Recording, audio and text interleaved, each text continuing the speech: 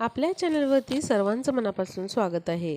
तर आजच्या या भागामध्ये आपण बघणार आहोत की मंगल कलश जो अनेक घरांमध्ये देवघरांमध्ये स्थापित केला जातो, तर हा मंगल कलश नक्की कोणत्या दिशेला ठेवायचा? त्याचबरोबर अनेक मला असे प्रश्नही विचारले जातात की तो कसा स्थापन करायचा, कोणत्या दिवशी स्थापन करायचा, किंवा मग काय काय साहित्य त्याला लागतं हे आम्हाला व्हिडिओ बनवून सांगा। तर सविस्तरपणे या व्हिडिओमध्ये आपण सगळी माहिती घेणार आहोत। तर बघा, मंगल कलश हा घरामध्ये आपल्या देवघरामध्ये स्थापन असणं खूप महत्त्वाचं आहे। कारण मंगल कलश हा आपल्या कुलदेवीच्या नावाने आपण स्थापना करत असतो। म्हणजेच आपल्या कुलदेवीचा आशीर्वाद आपल्या कुटुंबावरती, आपल्या कुटुंबातील सदस्यांवरती राहावा, आपल्या घरामध्ये सगळं काही कुशल मंगल घडावं, कोणत्याही गोष्टींमध्ये कामांमध्ये अडचणी अडथळे न येता आपली सर्व कामं सुखरूपपणे पार पडावीत, आपल्या घरामध्ये सुख समृद्धी शांती ऐश्वर हे सर्व काही यावं यासाठी आपण कुलदेवीचा मंगल कलश हा स्थापन केला पाहिजे। जरी तुम्ही असा मंगल कलश स्थापन करत नसाल, कधीच याच्या आधी स्थापन केलेला नसेल मंगल कलश, तर अवश्य तुम्ही तो मंगल कलश जो आहे तो स्थापन करा। असा हा मंगल कलश तुम्ही मंगळवारी किंवा मग शुक्रवारी स्थापन करू शकता। कारण मंगळवार शुक्रवार हे दोन्हीही देवींचे वार आहे, त्यामुळे कुठल्याही दिवशी तुम्ही मंगल कलश स्थापन करू शकता। आणि स्थापन केल्यानंतर जर तुम्हाला शक्य असेल तर रोज या कलशातलं पाणी बदलायचं आहे। जे आधीचं पाणी आहे ते तुम्ही घरामध्ये थोडं थोडं शिंपडायचं आहे। घरातले जेवढे सदस्य आहे त्यांच्यावरती शिंपडायचं आहे, स्वतःवर शिंपडून घ्यायचं आहे। आणि उरलेलं जे पाणी आहे ते जी झाडं असतात आपल्या घरामध्ये किंवा रोपटे असतात त्यांना तुम्ही घालू शकता, हे पाणी तुळशीला घालू शकता। आणि त्यानंतर तुम्ही अशा पद्धतीने त्यामध्ये दुसरं स्वच्छ पाणी घालून तुम्ही रोज देखील पाणी बदलून असे मंगल कलश तुमच्या देवघरामध्ये ठेवू शकता। पण जर रोज शक्य नसेल काही कारणांमुळे, कारण बरेच जण बिझी असतात, जॉब असतो, व्यवसाय असतो, त्यामुळे रोज शक्य होत नाही, तर तुम्ही कोणत्याही मंगळवारी किंवा शुक्रवारी या कलशातलं पाणी बदलू शकता। पौर्णिमेचा दिवस आहे तर तुम्ही त्या दिवशी देखील याच्यातलं पाणी बदलू शकता। आधीचं जे आहे ते झाडांना तुम्ही घालू शकता। फक्त आपल्याला हे बेसिनमध्ये असं फेकून द्यायचं नाही आहे पाणी, कारण हे जे पाणी आहे ते पवित्र पाणी मानलं जातं। आपण कुलदेवीच्या नावाने तो कलश आपल्या देवघरामध्ये ठेवत असतो, त्यामुळे या पाण्याला एक पवित्र पणा आलेला असतो, एक शुद्धता आलेली असते। त्यामुळे हे पाणी आपल्याला फेकून द्यायचं नाही। आता बघा, मंगल कलशाची स्थापना कशी करायची, त्याला साहित्य काय लागतं हे मी तुम्हाला सांगते। यासाठी आपल्याला तांब्याचा एक कलश लागणार आहे। तुम्ही तांब्याचा वापरा कलश, किंवा मग चांदीचा घेणं शक्य असेल तर तुम्ही चांदीचा देखील वापरू शकता। आणि दोन्हीही शक्य नसेल तर स्टीलचा तांब्या तुम्ही घ्या। आता हा जो तांब्या घेतला आहे तो स्वच्छ आधी धुवून घ्या। आणि एक लक्षात घ्या, जरी तुम्ही स्टीलचा तांब्या वापरणार आहात तरीही कलशासाठी हा एक सेपरेट असा तांब्या काढून ठेवा। आणि सारखा वेगळा तांब्या ठेवायचा किंवा घरातला वापरलेला कुठलाही सारखा बदलताय तुम्ही तांब्या, असं करू नका। कारण त्यामुळे पावित्र्य राहत नाही। त्यामुळे समजा स्टीलचा तांब्या असेल तुमच्याकडे तर तुम्ही तो एकच ठरवून ठेवा, सारखा बदलू नका। आणि आपण जर तांब्याचा किंवा चांदीचा वापरणार असू तर तो आपण खास पूजेसाठीच आणलेला असतो, त्यामुळे त्यावेळेस काही आपल्याला विचार करण्याची गरज नाही। पण जर घरातला स्टीलचा वापरणार असाल तुम्ही तर मात्र तुम्ही तो एकच ठरवून ठेवा। तो घासायला टाकलेला आहे, दुसरा घेतलेला आहे, असं करू नका।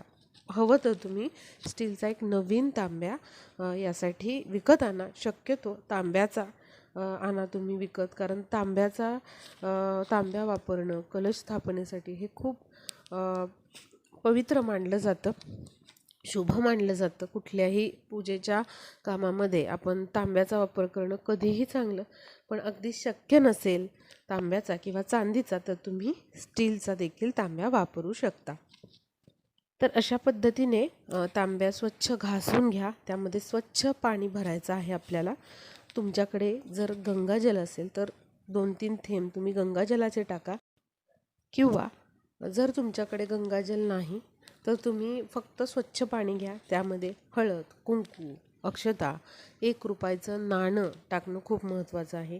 1 सुपारी आणि 1 फूल टाका. आणि त्याचबरोबर या कलशावरती आपल्याला कुंकवाने स्वस्तिक काढायचे. स्वस्तिक काढल्यानंतर त्यामध्ये 4 असे बिंदू द्यायचे आहेत आणि त्याच्या स्वस्तिकच्या दोन्ही बाजूला 2 उभ्या रेषा काढायला विसरायचं नाही. अशा पद्धतीने स्वस्तिक काढल्यानंतर कलशाला 5 कुंकवाने उभ्या रेषा ओढायच्यात. रेषा ओढताना खालून वरच्या बाजूने रेषा ओढायची आहे, वरून खाली नाही, हे लक्षात घ्या. खालून वर रेषा ओढायची आहे कुंकवाची. 5 रेषा ओढायच्या आहेत. त्यापैकीच्या 4 असतात रेषा, ते वेद समजले जातात आणि 1 जी असती रेष तर ती वरुण देवतेची समजली जाते. म्हणून असे 5 पट्टे आपल्याला कुंकवाचे ओढायचे आहेत. आता बघा, तुमच्याकडे जर कलावा असेल, कलावा म्हणजे लाल पिवळा धागा जर तुमच्याकडे असेल तर तुम्ही कलशाच्या गळ्याभोवती तो बांधायचा आहे. नसेल लाल धागा तर तुम्ही नाही तिथे बांधला धागा तरी चालेल. आणि या कलशामध्ये नंतर 5 विड्याची पानं तुम्हाला टाकायची. विड्याची पानं नसतील तर 5 आंब्याची पानं देखील टाकू शकता. आणि त्यामध्ये आपल्याला नारळ ठेवायचा आहे. नारळ ठेवताना शेंडीची जी बाजू आहे ती वर घ्यायची आहे आणि जी टोकाची खालची बाजू आहे ती पाण्यामध्ये बुडेल अशी आपल्याला खालच्या साईडला ठेवायची आहे. नारळाला देखील तुम्ही लाल पिवळा कलावा जो आहे, धागा जो आहे लाल पिवळा, तो बांधू शकता. लाल पिवळा धागा नसेल तर तुम्ही घरातला पांढरा जो दोरा आहे तो या नारळाभोवती बांधायचा आहे. आणि तेही शक्य नसेल तर फक्त तुम्ही नारळ ठेवू शकता. कुठली शंका मनामध्ये न घेता फक्त नारळ तुम्ही या कलशामध्ये जे पाणी भरले आणि त्यामध्ये आपण 5 विड्याची पानं ठेवलेली आहेत किंवा आंब्याची ठेवलेली आहेत, त्यावरती फक्त नारळ ठेवायचं आहे. नारळ घेताना पण लक्षात घ्या, सोललेला नारळ आपल्याला कलश स्थापनेमध्ये वापरायचा नाही. तर असे केसर असलेला जो नारळ आहे तोच आपल्याला कलश स्थापनेसाठी वापरायचा आहे. तर अशा पद्धतीने हा कलश तयार करून घ्यायचा आहे. आता देवघरामध्ये हा कलश स्थापन करताना काय करायचं आहे, एक छोटीशी डिश घ्या. कुठलीही घ्या, स्टीलची घ्या, तांब्याची घ्या, पितळीची घ्या, जी तुम्हाला शक्य असेल ती घ्या. स्वच्छ घासून पुसून घ्या, कोरडी करून घ्या. त्यावरती तांदूळ थोडेसे ठेवायचेत, त्यावरती हळद कुंकू टाकायचे, कारण पांढरे तांदूळ पूजेमध्ये कधी ठेवायचे नसतात, म्हणून हळद कुंकू व्हायला विसरायचं नाही. आणि त्या तांदळावरती आपल्याला कलशाची स्थापना करायची आहे. आणि त्या डिशवरती तुम्हाला ते कलश जो आहे तो ठेवायचा आहे. आणि नंतर तुमच्या देवघरामध्ये वरच्या पायरीवरती तुम्हाला हा कलश स्थापन करायचा आहे. कलश स्थापन करताना तुमच्या कुलदेवीचं नामस्मरण तुम्ही करायचं आहे. आणि कलश स्थापन करताना तुमच्या कुलदेवीच्या डाव्या बाजूला, डाव्या हाताला या कलशाची स्थापना तुम्हाला करायची आहे, हे लक्षात घ्या. बघा, तुम्हाला महत्त्वाचे मुद्दे कळले असतील. खाली तांदळाचं आसन द्यायचं आणि त्यावरतीच कलशाची स्थापनाही करायची असते. आणि तुमच्या कुलदेवीच्या डाव्या हाताला हा कलश ठेवायचा आहे. सगळ्यात वरच्या पायरीवरती तुम्ही हा कलश ठेवू शकता. त्यानंतर कलशाला धूप दीप दाखवायचा आहे. जो नारळ वर ठेवलेला आहे त्याला हळद कुंकू लावायचं आहे. थोड्याशा अक्षता व्हायच्या आहेत नारळावरती देखील. एखादं फूल किंवा वेणी किंवा गजरा असेल तर तो तुम्ही ठेवू शकता. अशा पद्धतीने आपल्याला कुलदेवीच्या नावाने असा हा मंगल कलश आपल्या देवघरामध्ये स्थापन करायचा आहे. आणि एकदा तुम्ही मंगल कलश स्थापन करायला सुरुवात केली की तुम्ही तो मंगल कलश आयुष्यभर स्थापन करायचाच आहे.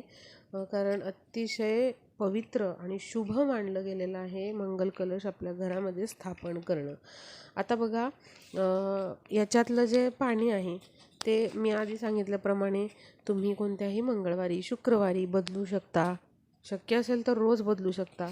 आणि दर 10 दिवसांनी तुम्हाला हा जो कलश आहे किंवा जो तांब्या आहे तो घासून पुसून स्वच्छ करून घ्यायचा आहे. स्वच्छ पाणी त्यामध्ये टाकायचं आहे.